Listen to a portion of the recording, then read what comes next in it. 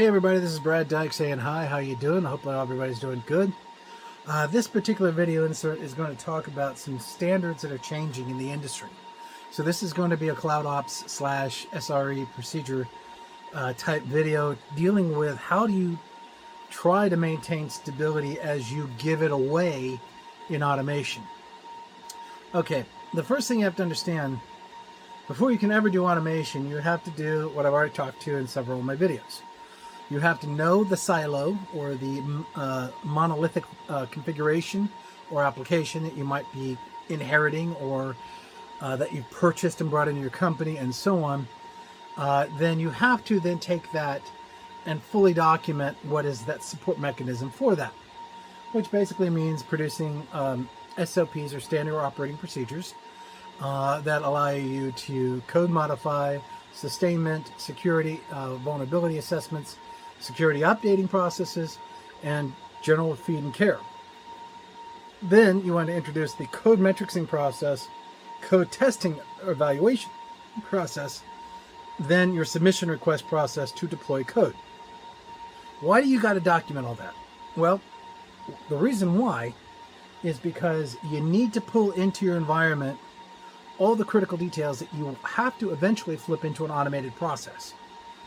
And here's the kicker. If you're an SRE director of operations or you're a DevOps operations director, you have to let it go. Your job is to make sure that pipeline is working, that your Terraform, your Kubernetes, your Docker environments, your policies, your VPCs, everything are in place correctly and functioning so as that revolving wheel, which we refer to as the DevOps wheel, can drop a token in for a job, may it be a code update, a configuration change, a security update, and so on. It's being submitted by the stakeholder and not you. So that's the tricky part. And then that would result to a final deployment of whatever that is. And you could do that 5 or 6 or 10 times a day if you can get to that point. So that's the Achilles heel. You have to identify the monolithic configuration you have, maybe application, cluster modeling, services, redundant business continuity models, anything that's monolithic in nature. Break it down into its pieces. It takes time, but it's crucial. This then gives you the step guidelines, which then your Terraform lead, which we preferably would use something like GitLabs or GitHub with GitActions, Terraform, Medx or Molex, or some of the other orchestrator tools to help orchestrate that process. And my preferred process is a ticket CMDB submission process that will take your configuration or your instructions from GitHub or GitLab and drop it into the queue and squeeze it out, and it comes out and it's deployed. And that underneath that, your SRE operations for CloudOps or your operations environment is constantly monitoring that lower pipeline environment to make sure that that goes smoothly. So by doing all of these processes, we also have to remind ourselves that in that very same process is where complexity comes into the game. So all my videos I've ever done about operations is keep it simple, stupid. US Army style, by the way. What do I mean?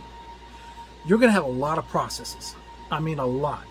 And every single application and their stakeholder will have them. So keeping your processes as simple as possible means that they're manageable over a scope of different environments.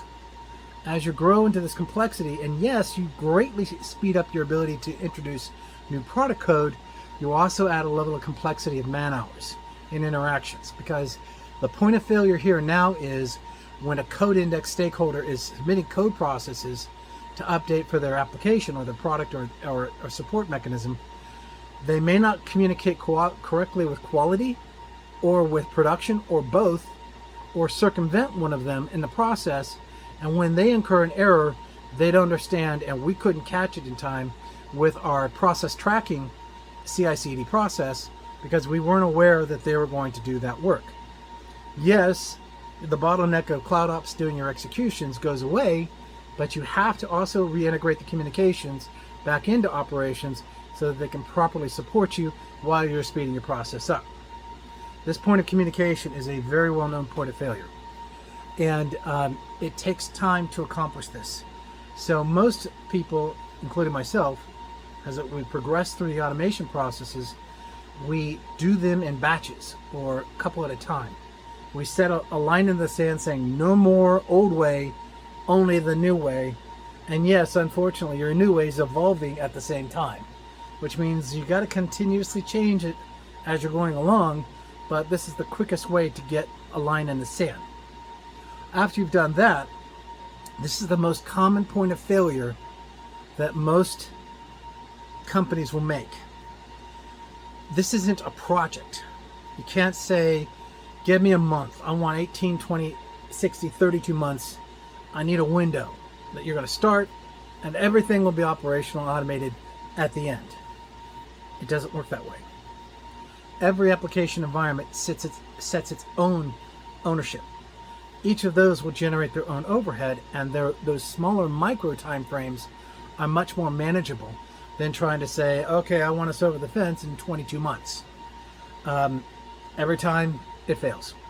So the practical process of doing this is doing your discovery, the transitional, which in my case, we're still in the process of doing that, but we're now finally doing it, which is great, but it took 24 months to get everything kind of in a window so that we could begin this process. But we did put a line in the sand, and we're saying nothing else comes over the fence without, number one, a stakeholder who's going to own the code and the application and the security processes for that container. And your tool goes right into that container, and we'll document it, format it, confirm it, and out the door it goes. Your pipe is running. We're monitoring the pipes. We respond in support of your updates as they happen. And rinse and repeat over and over and over. Now, the key other critical detail here is, as you're transitioning your IT operations into an automation, CI/CD automation operations, you have and you will grow your operational overhead. What does that mean? In a nutshell, you have all this overhead over here to do what you have to do today. You're adding a level of complexity of how it is going to be done in the future. As those systems start to take ownership and go into production, this is a brand new workload that this side now has to absorb while maintaining the principles on this side of the fence. If you don't count for both sides of that workload, you're going to set yourself up for a potential burnout session. And I can tell you, I came on board with the company I'm with right now because their DevOps team is completely burned out on something similar format. So automation processes are complicated when they're on scale, not so much individually. It's about organizing and constructing it logically by how your applications that are unique to your company fit the nature of what needs to work for the company. Which means, in a nutshell, for all CI/CD related DevOps operations admins who might watch this video, understand that no company is ever the same. You might have done great here, but you can fail there. And so understanding the principal rule of thumb, that may it be a SaaS service, may it be a SLAS service, may it be a kind of application driven, or may it be a HPC environment, they're all unique. I have not yet come across two companies the same way, and I've done 6 so far. So that's experience talking to that particular issue. But the latter part of this is more critical than anything else. Your CTOs, your CEOs, your CIOs don't want to hear about this. They don't want to hear anything. Your operations, especially from the SRE side, have to be and should spin down to a quiet mode. That means you're idling, but you're consistent and everything is grinding, as it should. When a system becomes too noisy, in other words, for instance, if you come into an environment and you set some rigid guidelines, the rigid guidelines get you operational pipelines, but the pipelines are bottlenecked because you've got too few who are acting as controllers to make sure you don't make mistakes. It's time to open up the risk factor in your environment and allow for more flexibility, but you're releasing the control mechanisms to the stakeholders instead. This is the complexity that can cause the last big headache. The communication paths need to be as limited as possible. This can be addressed fairly easy if you use a CMDB solution for your automation process. What do I mean? CMDB basically refers to a help desk platform. Tickets, IT tickets, or in our case, CLOps tickets. We can build a JIRA ticket process that just queues to a specific task, and it can drop into that task when an assignment comes through as a ticket and is prepared to drop it into, let's say, for instance, GitHub, get actions. Here comes a line to set code, execute this code, it executes. We get a confirmation, we get notification, our tracking monitoring process is identified, we have no reds or yellow errors, we don't say anything. We just simply give them a thumbs up, everything looks good. Who did the communication?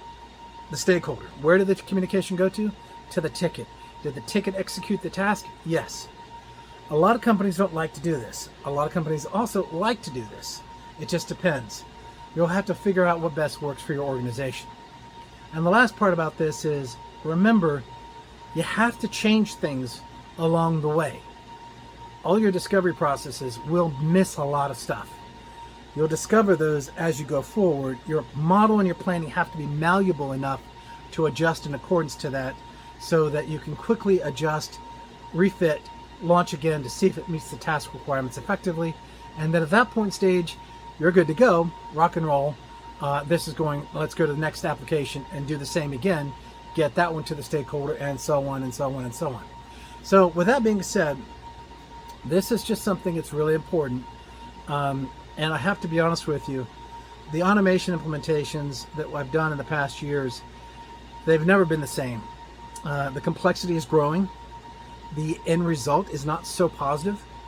In other words, complexity might just be that. That's all you're buying into, complexity. So that it's okay to say, that does look like that's the greatest, latest, and baddest. It's not for us. Understanding that last part, that if you want to go open source on a lot of tools to save money, understand the loss of impact you're going to incur at the same time. That loss of impact means that you have internal resources doing all the source coding and learning processes that are not provided to you by a third party. Then weigh those weights out for what matters. For monitoring processes and things like that, you probably want that in-house if you can.